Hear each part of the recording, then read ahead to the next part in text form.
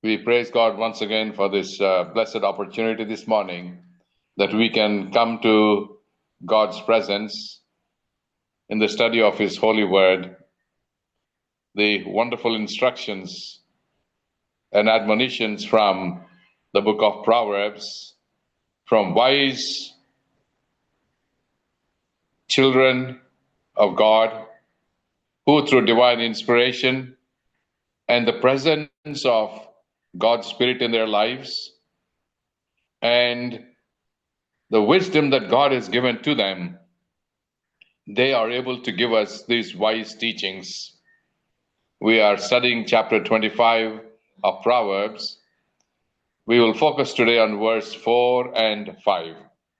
Proverbs chapter 25, verse 4 and 5, reading these verses. Take away the dross from silver, and it will go to the silversmith for jewelry. Take away the wicked from before the king, and his throne will be established in righteousness.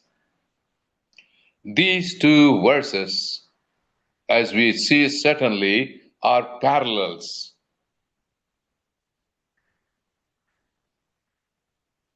Describing to us two activities that help to understand the importance of wisdom that a king or a ruler is supposed to experience and receive from God and share it in his administration. Yesterday we talked about the king and his prominence in leading God's people. Today, we will look at the importance of how a ruler or a king is able to maintain his position as an exemplary king or a ruler or a leader, and how through him God could be glorified and honored.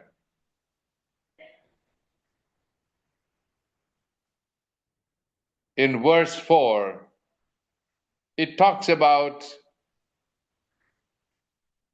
the experience of purifying a metal, relating to work that the smiths do as these precious metals like gold, silver, and any other metal for that matter, when it is taken from the earth, it is mixed with dross or it is mixed with impurities.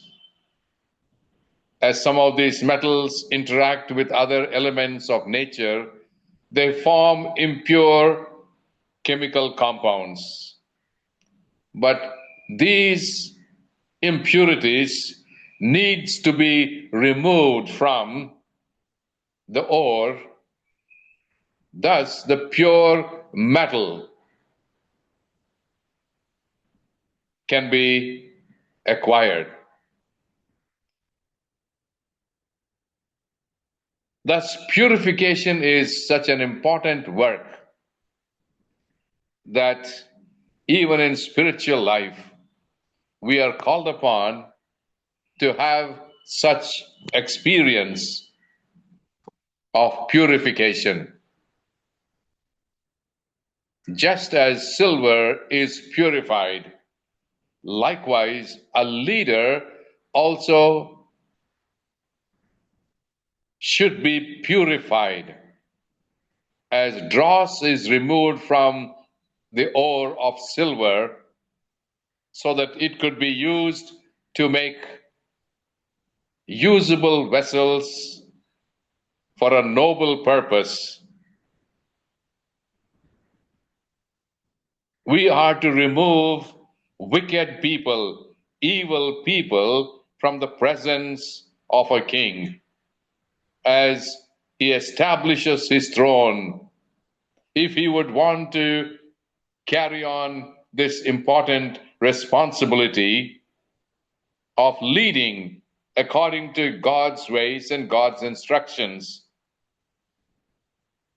leading a stable government, establishing his throne in righteousness, where justice and valuable truths are sustained and maintained. These verses highlight the importance of removing corruption and impurity from the rulership. A king in ruling, or a leader who is heading up a team who would join and assist with him to carry on his functions, at times may involve and include those who are wicked, those who are unfit to fulfill and accomplish the purpose of setting up a righteous throne where stability, the worth of true principles and values being practiced in his rulership. This word dross that we are using as an impurity,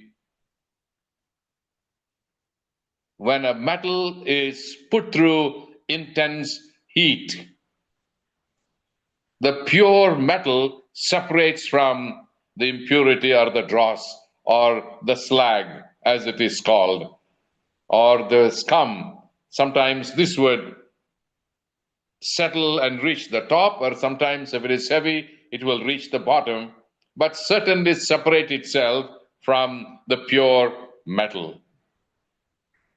When this raw silver ore, which we cannot use it immediately, but when it is put through intense heat and labor, and you could see the silversmith at work, beating it out and removing everything, melting it in crucibles at very high heat. And it is only when once the dross is gone, the pure metal is ready.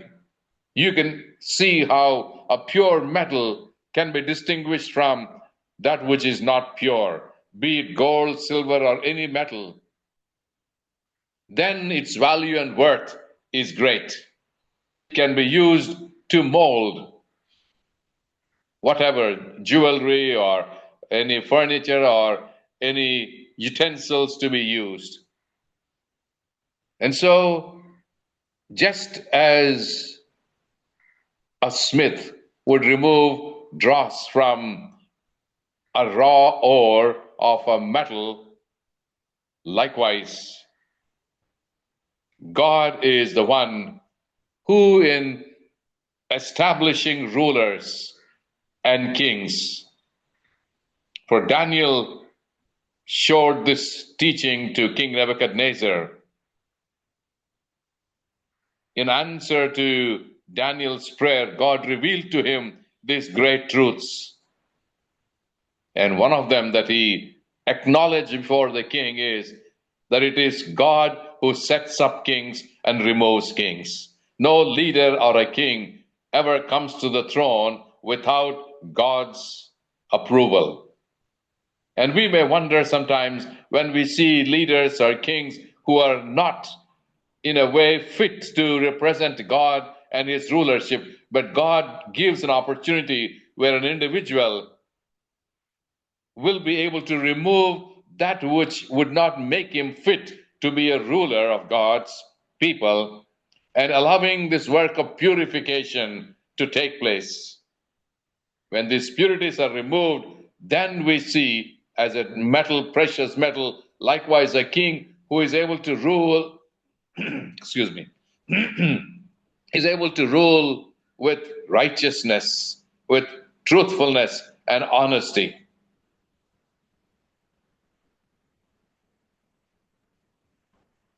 This requires the king to be very careful in choosing whom he will appoint as his counselors as his advisors and those who would do his work. There are sometimes people who will volunteer to help you when you're a leader or a king. Those will offer themselves. But if these people do not come with a pure heart, with a sincere desire to do good for the people, we could see such people trying to lead the king into wrong ways. If you see the leaders today at whatever levels, either be it in the political world or in the spiritual, religious world, or wherever, we see somehow leadership to get somebody who is righteous, whose actions would follow God's instructions, are rare to find. But even there is a leader who is strong and spiritual and righteous, but those who work for him, maybe those who are not in the same frame of mind. These are the people who would corrupt the king, who would undermine the righteous principles to follow. These unrighteous advisors, these wicked leaders and supporters who flatter the king, who in their service would only want to serve themselves, and thus does not let the kingdom stand on strong foundation. Thus, removing these corrupting influences is very vital for a king to carry on his responsibility faithfully. The king, to become stable, just, and honorable as a leader representing God. As we have said earlier, a king is one who stands in the place of God before the people. And as these kings, even with their weaknesses, God gives them an opportunity so that they could let this purifying, transforming influence of God's power to change them in their operations so that they could be God's representatives with the true wisdom that God has given. And as we see in these verses, great spiritual themes that we can see. For God expects purity and values standards, faithfulness, and honesty. When impurities, as they are mixed with the ore or a metal, its value is diminished. It would not serve its purpose. And so when we buy any articles of metal, we always ensure where it is made. What is its percentage of purity? Of course, to get 100% pure is almost impossible perhaps on this earth. But with certain elements, there is to be maintained a high level of purity.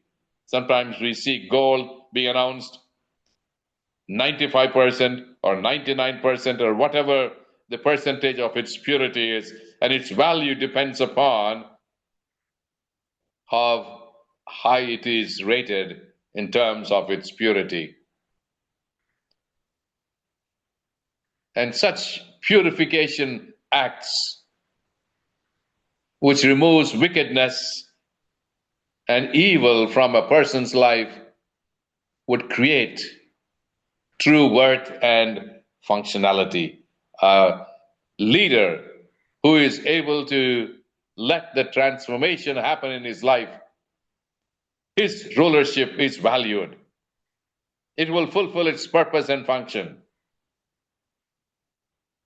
And leaders should be actively examining themselves to purge this corruption from their own lives or from his administration.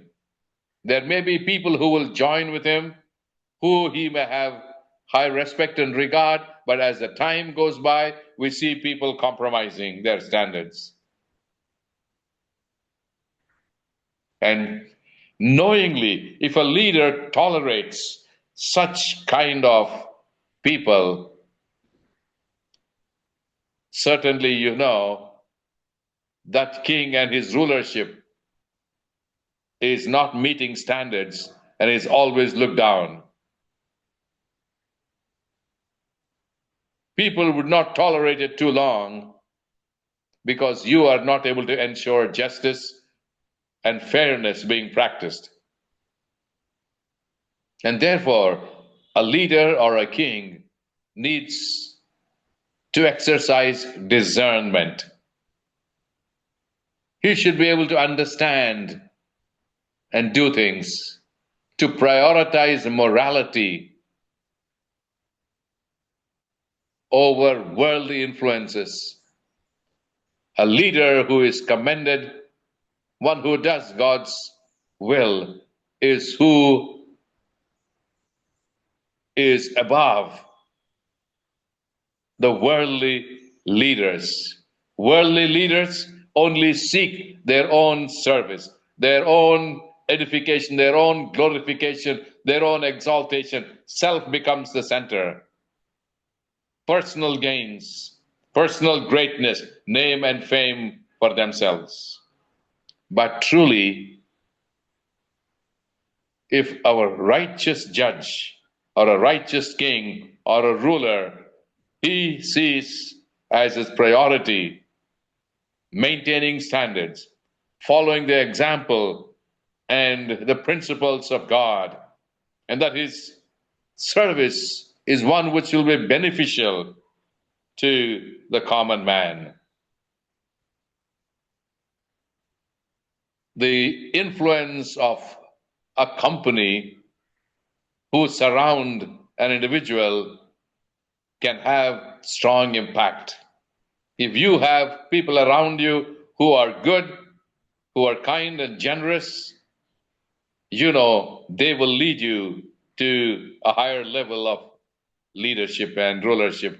But if you have people who are wicked and evil and seeking their own desires, they would surely influence the king, just as they would want to gain things for themselves. The king would also begin to behave in that same manner.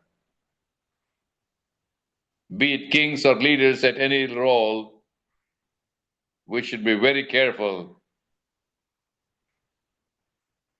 never to let corrupting influences turn us away from integrity and fulfilling the purpose why we have been established. These verses certainly speak very bravely to leaders who need to make changes, who need to follow and live according to God's instructions. To take away the dross, a leader who should depend upon upright and honest counselors so that he could make wise decisions to benefit his subjects. In Proverbs, we have seen this a number of times. In Proverbs 25, here it talks about selecting, of course, good advisors. But other sections like chapter 11, 12, 20, 24, 20, and other sections deal with how a leader should be careful in choosing those who will guide him to make right decisions. If a leader would let the dross remain, let that corrupting influence of a leader persist, these people would begin to compromise and reach levels where they would make no significant impression upon the people they are ruling over.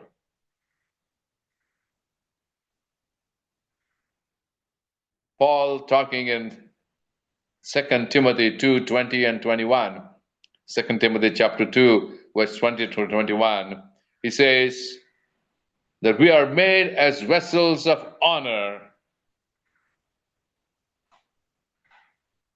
when we let that refining work take place in our lives. Now, in a great house, there are not only vessels of gold and silver, but also of wood and clay, some for honorable use, some for dishonorable. Therefore, if anyone cleanses himself from what is dishonorable, he will be a vessel for honorable use, set apart as holy, useful to the master of the house, and ready for every good work. There may be many kinds of vessels, but some are honorable and some dishonorable. But while these dishonorable vessels have impurities in them, but an individual who is living such dishonorable life has a privilege to cleanse himself or herself. Thus, they can make themselves vessels that are honorable, vessels that are set apart for special purposes, to be useful to the master or the leader or the king, thus doing everything which is good. Paul commends those who are in leadership to check themselves. Likewise, speaking to the Corinthians, 1 Corinthians 3:13 and 14, Paul says, each one's work will become manifest, for the day will disclose it, because it will be revealed by fire, and the fire will test what sort of work each one has done. When our work is evaluated, whether we are truthful and honest, will be revealed, just as fire purifies a metal and shows whether it is pure or not.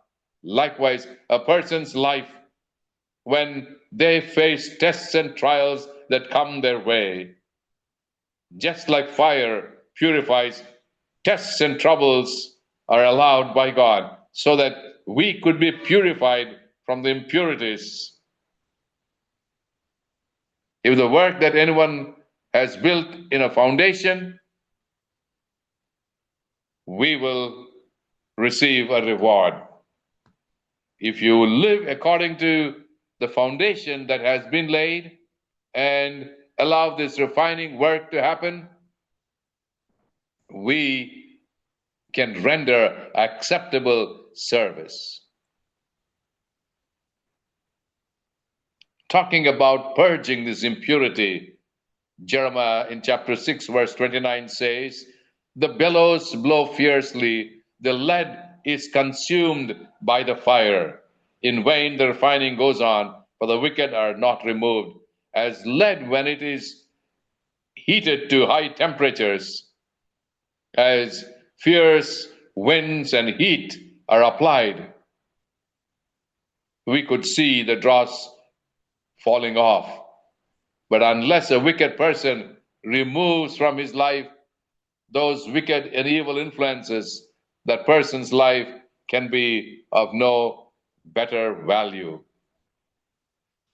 As the psalmist David says in Psalm 119 and verse 119, all the wicked of this earth you discard like dross. Therefore I love your testimonies. We are called upon to discard the dross. Wicked people who have these qualities that would make them unfit for God's kingdom. But those who love the law of God, those who love his testimonies, they will be purified, they will be sanctified, just as Malachi tells us. But who can endure the day of the coming? And who can stand when he appears? For he is like a refiner's fire and like fuller's soap. He will sit as a refiner and purifier of silver, and he will purify the sons of Levi and refine them like gold and silver, and they will bring offerings in righteousness to the Lord. When only that work of refining happens, even if it is the sons of Levi, if they have not been faithful in doing God's work, to be spiritual leaders of Israel, unless this refining work happens, their service is not acceptable. And once that refining work, their offerings are to be accepted by God in righteousness. And so we are called upon very strictly in our lives and in our behaviors to let this work of refining happens. This gives us a very important lesson that in our spiritual lives and likewise in our physical lives too, we cannot let the destroying elements, unuseful ingredients in our life that pervert us and divert us to the world have to be removed. And this work of a cleaner, be it of a metal or whatever is being cleansed, their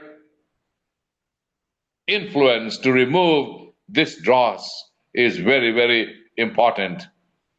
And if a king is being misled by wicked counselors and associates, they should be removed from his ruler's circle so that he can rule righteously.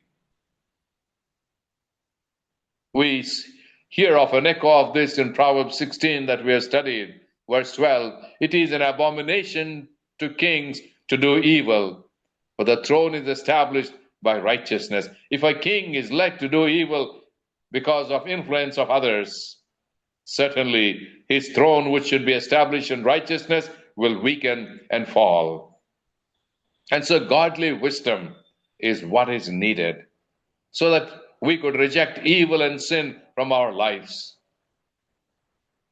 And a good king is one who will listen to wise advisors and not take the foolish advisors. It was Rehoboam, the king who followed Solomon, his father.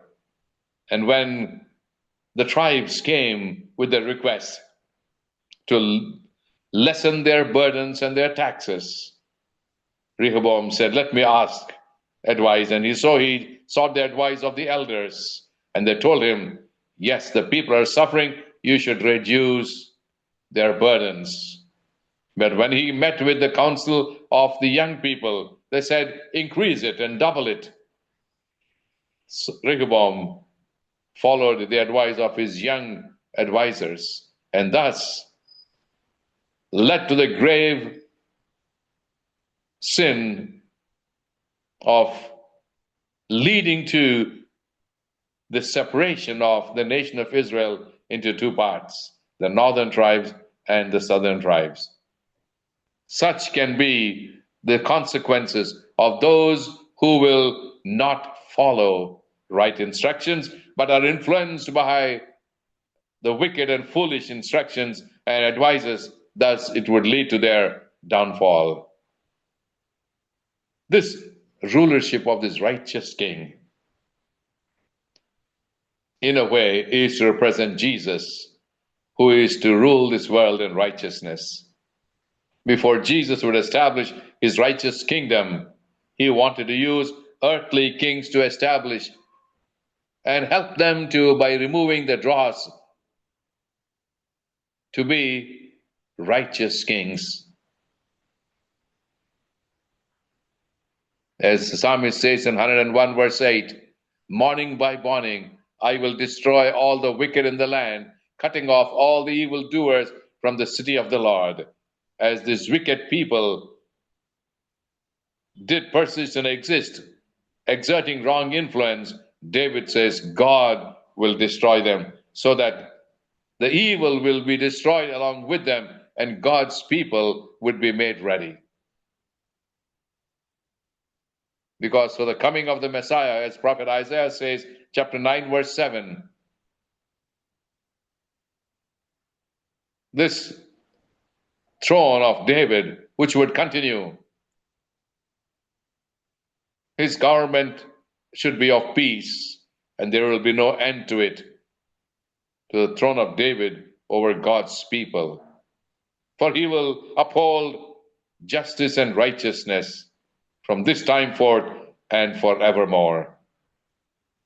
Yes, we are called upon to be such leaders and kings so that we could do righteousness, truthfulness and honesty and faithfulness. Thus, we can reflect God's character. People can see that it is God's kingdom that is established and continuing. And so the lesson for us is to personally remove whatever dross may be in our lives. Remove those characteristics that would make us unfit for God's service. Let these be removed from us. And we could help others who are suffering in similar conditions to help remove from their lives such dross, so that we can be as refined, pure metal, which could be a vessel of honor that God chooses us to be. May God bless each one of us today to be such vessels of honor to God, that we will be found worthy, and through our exhibition of God's character, many people could see us and glorify God. May God be praised and honored through our lives. My prayer for each one of you. Amen.